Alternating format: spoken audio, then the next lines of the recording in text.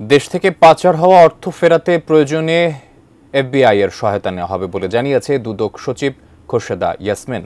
সোমবার বিকেলে নিজ কার্যালয়ে গণমাধ্যম কর্মীদের তিনি জানান, দুদক মানি লন্ডারিং ও লিগ্যাল শাখার মহাপরিচালক সহ সংশ্লিষ্ট কর্মকর্তাদের সঙ্গে এফবিআই লিগ্যাল অ্যাটাচে রবার্ট ক্যামেরুনের নেতৃত্বে 2 সদস্যের একটি প্রতিনিধি দলের সঙ্গে সৌজন্য সাক্ষাৎ হয়েছে, যেখানে মানি লন্ডারিং সহ বিভিন্ন দুর্নীতি তদন্তে দুদক কিভাবে কাজ করে সেসব বিষয় নিয়ে আলোচনা হয়েছে।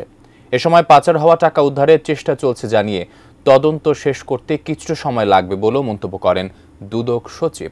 এদিকে এক প্রশ্নের জবাবে আওয়ামী লীগের সাবেক মন্ত্রী এমপিদের বিরুদ্ধে দুদকের মামলা ও তদন্ত লোক দেখানো নয় বলেও জানান তিনি।